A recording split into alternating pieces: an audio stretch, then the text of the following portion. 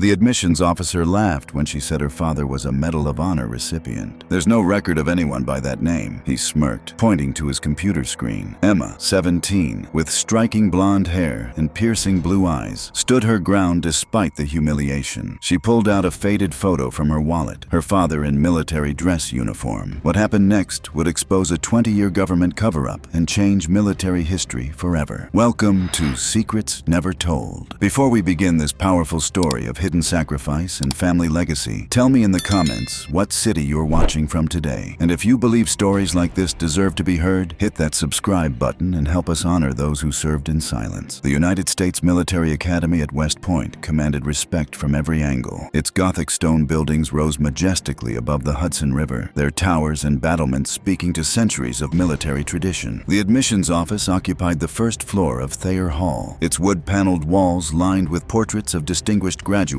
who had shaped American military history. Emma Collins sat across from Major Robert Hawthorne, the senior admissions officer, her application file spread between them on his polished mahogany desk. At 17, she possessed the kind of natural beauty that turned heads, platinum blonde hair that caught the afternoon light streaming through tall windows, striking blue eyes that held unwavering determination, and the athletic build of someone who had spent years preparing for this moment. Her academic credentials were impeccable, valedictorian of her high school class, perfect SAT scores, captain of both the debate team and varsity track. But it was her family military legacy that had brought her to West Point on this crisp October afternoon. "Miss Collins," Major Hawthorne said, reviewing her application with practiced efficiency, "your academic qualifications are certainly impressive. However, I have some questions regarding the military service claims in your family history section." Emma straightened in her chair, a gesture that revealed the military bearing she had inherited despite never serving herself. "Yes, sir. What questions do you have?" "You've listed your father as Captain Daniel Collins, Medal of Honor recipient, killed in action in Afghanistan, 2004. However, our records show no Medal of Honor recipient by that name during the specified time period." The words hit Emma like a physical blow, but she maintained her composure. "Sir, there must be some mistake. My father definitely received the Medal of Honor posthumously. I have his Purple Heart and Bronze Star at home, along with the citation for his Medal of Honor." Major Hawthorne's expression shifted to one of barely concealed condescension. "Miss Collins, the Medal of Honor is the highest military decoration our country awards. Every recipient is thoroughly documented. There is no Captain Daniel Collins in our database." Emma's cheeks flushed red, but her voice remained steady. "Sir, with respect, your database must be incomplete." "I can assure you it is not." Hawthorne leaned back in his chair, studying Emma with the look of someone who had caught an applicant in an obvious fabrication. "The Medal of Honor recipients are a matter of public record. Perhaps your family was mistaken about the specific decoration your father received." "My family was not mistaken," Emma replied firmly. Hawthorne sighed with the patience of someone accustomed to dealing with delusional teenagers and their inflated family stories. "Miss Collins, I understand the desire to honor a fallen parent, but fabricating military decorations is a serious matter. It's actually illegal under the Stolen Valor Act." The accusation hung in the air between them like a challenge. Emma felt her pulse quicken, but she had faced skepticism about her father's service before. Military databases had gaps, she had been told. Records from combat operations were sometimes classified or misfiled. She had learned to accept these explanations, even when they felt inadequate. "Sir, I'm not fabricating anything," Emma said quietly. "My father died serving his country, and he was awarded the Medal of Honor for his actions. If your records don't reflect that, then your records are wrong." Major Hawthorne's expression hardened. "Miss Collins, I've been in the Army for 23 years. I know the difference between official records and family legends. Your father may well have served honorably, but he was not a Medal of Honor recipient." Emma reached into her wallet and withdrew a small photograph, worn soft at the edges from years of handling. She placed it carefully on Major Hawthorne's desk. The image showed a young man in army dress uniform, his chest decorated with ribbons and medals, standing beside a beautiful blonde woman holding a toddler with the same striking blue eyes. "It proves he existed," Emma replied sharply. "It proves he served, and it proves you're wrong about the Medal of Honor." The Major's patience finally snapped. "Miss Collins, this conversation is over. Your application will be processed based on verified information only. I suggest you revise your family military history to reflect accurate records before you submit to other service academies." Emma carefully returned the photograph to her wallet, her hands steady despite the anger building in her chest. "Major Hawthorne, my father died fighting for this country. He saved saved the lives of his entire unit during an ambush in Kunar province. 12 men came home to their families because of what he did. I don't care what your database says. That happened, and he deserved recognition for it. If such an action had occurred and been properly documented, it would be in our records, Hawthorne replied coldly. The fact that it's not suggests the events didn't happen as you've been told, or didn't happen at all. Emma stood, shouldering her backpack with military precision. Major, you can reject my application if you want, but you can't reject the truth just because it's inconvenient for your filing system. As she turned to leave, Major Hawthorne called after her. Miss Collins, I hope you'll consider revising your personal statement to be more realistic. West Point values integrity above all else. Emma paused at the door, her hand on the brass handle. Without turning around, she said, "So did my father, sir. That's why he's dead." The walk across West Point's campus felt longer than usual as Emma made her way back to the visitor parking lot. Cadets in their distinctive gray uniforms moved between classes with purpose and pride. Future officers preparing to lead America's military. She had dreamed of joining their ranks since childhood, following in her father's footsteps, honoring his sacrifice through her own service. Now, sitting in her car overlooking the Hudson River, that dream felt suddenly fragile. If the Army had no record of her father's Medal of Honor, if his greatest act of heroism was being questioned by the very institution he had died serving, what did that mean for everything she had believed about his legacy? Emma pulled out her phone and dialed her grandmother's number. Patricia Collins had raised Emma after her mother died in a car accident when Emma was 8, and she was the keeper of the family's military history. "Grandma, it's Emma. I'm calling from West Point. How did your interview go, sweetheart?" Emma hesitated. "They're saying there's no record of Dad's Medal of Honor. The admissions officer thinks I'm lying about it." The silence on the other end stretched for several seconds. When Patricia finally spoke, her voice was carefully controlled. "What exactly did they tell you?" "That their database shows no Medal of Honor recipient named Daniel Collins. That if it had really happened, it would be in their records." Emma's voice cracked slightly. "Grandma, he did receive it, didn't he?" "I'm not crazy." "No, sweetheart, you're not crazy. Your father was absolutely awarded the Medal of Honor. I have the letter from the Secretary of the Army, signed personally." "Then why isn't it in their database?" Another long pause. "Emma, there are some things about your father's service that I've never told you. Things I was asked not to discuss. But maybe it's time." Emma's pulse quickened. "What kind of things?" "Not over the phone. Can you drive back tonight? We need to have this conversation in person." The 3-hour drive from West Point to her grandmother's house in suburban Virginia passed in a blur of confused thoughts and growing anxiety. Emma had grown up on stories of her father's heroism, his dedication to his men, his ultimate sacrifice in a remote Afghan valley. Those stories had shaped her identity, her career goal, her entire understanding of what it meant to serve. If they weren't true or weren't complete, what did that mean for everything she had built her life around? Patricia Collins lived in a modest ranch house that had served as Emma's refuge after her mother's death. The walls were filled with family photographs, including several of Emma's father in various military settings. But as Emma looked at them now, she realized something she had never noticed before. In none of the photos was he wearing the Medal of Honor. Her grandmother was waiting in the kitchen, a pot of tea already brewing and a manila folder sitting on the table between them. "Sit down, sweetheart," Patricia said gently. "We have a lot to discuss." Emma took her usual seat at the kitchen table, the same chair where she had done homework and shared countless conversations over the years. But tonight felt different, weighted with revelations that would change everything. "Your father was awarded the Medal of Honor," Patricia began. "That part is absolutely true, but the circumstances surrounding it and the reasons it's not in the official databases are more complicated than I've ever told you." She opened the manila folder, revealing documents that Emma had never seen before. Military orders, classified operation briefings, and correspondence bearing official seals and signatures. "Your father wasn't just a regular Army captain, Emma. He was part of a classified unit called Task Force Phantom. They conducted operations that officially never happened, in places where American forces weren't supposed to be." Emma studied the documents, trying to process this new information. What kind of operation? The kind that prevent wars instead of fighting them. The kind that save thousands of lives by eliminating threats before they can grow. The kind that require complete secrecy to protect both the operators and the political relationships that make them possible. Patricia pulled out a letter bearing the official seal of the Secretary of the Army. "This is the citation for your father's Medal of Honor. Read it." Emma read slowly, her hands trembling as she absorbed the details of her father's final mission. Task Force Phantom had been sent to eliminate a high-value target in a remote Afghan valley, a terrorist leader planning attacks on American soil. The mission had been compromised, and the team found themselves surrounded by enemy forces. Captain Daniel Collins had single-handedly held off the ambush while his men evacuated wounded teammates. When his ammunition ran low, he called in artillery artillery strikes on his own position, sacrificing his life to ensure the mission's success and his team's survival. He saved not just his unit, Patricia explained, but potentially hundreds of American lives by preventing the attacks that terrorist was planning. But why isn't this public? Emma asked. Why hide something so heroic? Patricia sighed deeply, because acknowledging it would mean admitting we had forces operating in areas where we had publicly denied any presence. It would have caused diplomatic incidents with allies and given enemies intelligence about our capabilities and methods. So they just buried it? Pretended it never happened? Not buried. Classified. There's a difference, though I understand it might not feel that way to you. Emma looked again at the photographs on the walls, seeing them now with new understanding. Her father had been a shadow warrior, serving his country in ways that could never be publicly acknowledged. His greatest act of heroism had been erased from the official record to protect national security. How many people know the truth? Very few. The members of his unit who survived, their commanding officers, some Pentagon officials, and now you. Patricia reached across the table to take Emma's hand. Your father made me promise never to tell you unless it became necessary. He wanted you to be proud of his service without being burdened by its secrets. What changed? Why tell me now? Patricia squeezed Emma's hand gently. Because someone at West Point should have recognized the inconsistency and handled it with more sensitivity. The fact that they didn't suggest the security protocols around your father's record need to be adjusted. As if summoned by their conversation, the doorbell rang. Patricia's expression shifted to alertness. I'm not expecting anyone. Through the front window, Emma could see a military sedan parked in the driveway. A man in army dress uniform stood on the porch, his bearing unmistakably that of a senior officer. Patricia opened the door to reveal a distinguished-looking colonel with silver hair and a chest full of ribbons and medals. His name tag read MORRISON. Mrs. Collins, I'm Colonel James Morrison. I apologize for the unscheduled visit, but I understand there was an incident at West Point today involving your granddaughter and inquiries about Captain Daniel Collins. Patricia stepped back to allow him entry. Please come in, Colonel. We were just discussing that situation. Colonel Morrison's eyes found Emma in the kitchen doorway. Miss Collins, I believe we need to talk. They returned to the kitchen, where the colonel declined tea, but accepted a chair at the table. He studied the documents Patricia had spread out, nodding with recognition. I see you've already begun explaining the situation to your granddaughter, he said to Patricia. That's good. It saves me from having to dance around classified information. He turned to Emma directly. Miss Collins, I served with your father in Task Force Phantom. I was his commanding officer during the operation in Kunar Province, where he earned his Medal of Honor. Emma stared at him, processing the surreal experience of meeting someone who had been there during her father's final moments. You were there when he died?